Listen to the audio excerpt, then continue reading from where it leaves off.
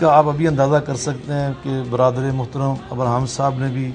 کس حسن عقیدت کے ساتھ ان کا ذکر خیر کیا، اور ابھی رمیش صاحب نے بھی بہت اچھے الفاظ میں کہا، اور مجھے ان کی بات سن کر اور دیکھیں کتنا اچھا لگا. آپ یقین مانیے کہ اس وقت ہمیں بیٹھے ہوئے ایک خوبصورت احساس ہوا، تو وہی خوبصورت احساس دوسری طرف بھی ہونا چاہیے محسوس، یعنی کہ ہم بھی اسی طرح سے ادا کریں ان الفاظ کو، ان ناموں کو، ان ہستیوں کے ناموں کو. ایک ہندو شاعر تھے جگن ناتھ آزاد، مجھے ان کا ایک شعر یاد آیا کہ انہوں نے نبی کریم صلی اللہ علیہ وسلم کی شان میں ایک شعر کہا کہ سلام اس پر جو آیا رحمت للعالمین بن کر، سلام اس پر جو آیا رحمت للعالمین بن کر، پیام دوست بن کر، صادق الوعد والامی بن کر. کہ ان کا تو پیغام رحمت تھا اور پیغام دوستی تھا ساری دنیا کے لیے. تو اس لیے ان کے بارے میں ہم یہ اگر تاثر پیدا کریں خود ہی کہ جی فلاں نے توہین کر دی، فلاں نے گستاخی کر دی، فلاں نے بے ادبی کر دی، تو میں یہ سمجھتا ہوں کہ یہ ہمارا رویہ جو ہے یہ تو خود نبی پاک صلی اللہ علیہ وسلم کی شان کے خلاف ہے.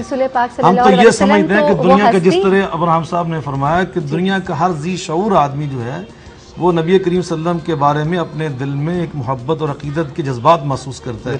کتنے مسیحی لوگ ہیں، رائٹر ہیں، پروفیسر ہیں، دانشور ہیں کہ جنہوں نے ان کی سیرت کتابیں لکھی ہیں. دی 100 کتاب ہے، وہ ایک مسیحی مصنف ہیں، انہوں نے سب سے پہلے اس میں نبی کریم صلی اللہ علیہ وسلم کا ذکر خیر کیا ہے. اسی طرح قرآن پاک بارے میں میرا یہی موقف ہے. قرآن پاک ایسی کتاب ہے جس کی محبت، عقیدت، احترام ہر انسان کے دل میں موجود ہے. یہ سب میں ادھر ہی آ رہا ہوں. میں یہ عرض کرنے لگا ہوں کہ ابھی ابراہیم صاحب نے جس بات کی طرف اشارہ کیا ہے وہ یہ ہے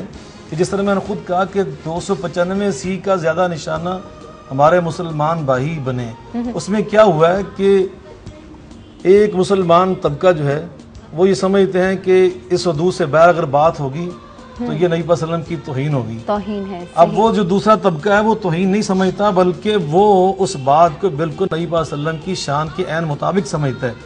وہ اس کو کتاب و سنت کی تعلیم کے مطابق سمجھتا ہے. تو اس لیے بات یہاں سے بگڑتی ہے. اسی طرح مسیح علیہ السلام کے بارے میں ہمارا مسلمانوں کا ہم نے عیسائی لفظ استعمال کیا، متفقہ عقیدہ یہ ہے، جی میں یہ عرض کرنا، ہمارا متفقہ عقیدہ یہ ہے کہ تمام امت کے اولیاء، صلحاء، اتقیاء، علماء، ہم ساری دنیا کے مسلمان مل جائیں تبھی مسیح علیہ السلام کی ہم عظمت کا اور شان کا مقابلہ نہیں کر سکتے کہ وہ اللہ کے نبی تھے،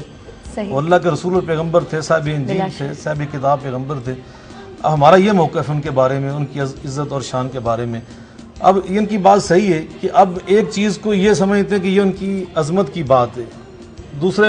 طبقہ جو سمجھتا ہے کہ ان کے بارے میں یہ بات کہنا یہ زیادہ ان کی شان کے مطابق. طریقہ کار پھر کیا ہونا اصل میں اس میں اختلاف پڑ جاتا ہے. اس میں وہ بات اس میں انہوں نے صحیح کہا کہ اس میں اہل علم لوگوں کے پاس تفتیش ہونی چاہیے. صحیح. یہ ایسے ہی کہ درجے تک آپ اس کو لے آئے ہیں تو عوام کے ہاتھ میں نہیں ہونا چاہیے، جو جس میں کم از کم کوئی سپریم کورٹ یا ہائی کورٹ کے جج جو ہیں، قانون دان ہیں، پراپرلی دیکھیں ہر مذہب کا بینچ بٹھانا چاہیے اور وہ بیٹھ کے اس کو پراپرلی انٹرپریٹ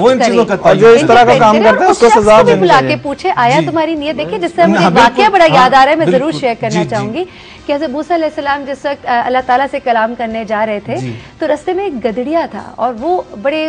مطلب اللہ سے محبت کا اظہار اپنی زبان میں کر رہا تھا کہ اے اللہ تو مجھے ملے تو میں تجھے نہلاؤں، میں تجھے دھلاؤں، اور وہ اپنی محبت کا اظہار کر رہا تھا. حضرت موسیٰ علیہ السلام نے اس کو جب ڈانٹا اور اللہ تعالیٰ ان سے ناراض ہو گئے اور پھر انہوں نے کہا کہ اے موسیٰ وہ تو اپنی محبت کا اظہار مجھ سے اپنے انداز میں کر رہا تھا. اب یہ ہم الفاظ کو وجہ بنا لیتے ہیں اور میرے خیال سے اسی خوبصورت سی بات کے اوپر ہم اس پروگرام کا اختتام کریں گے کیونکہ ہم وقت کی حدوں کو اس وقت چھو رہے ہیں اور ہمیں بتایا جا رہا ہے کہ ہمیں اس وقت اس پروگرام کو یہاں روکنا ہے. باتیں بہت سی کرنی ہے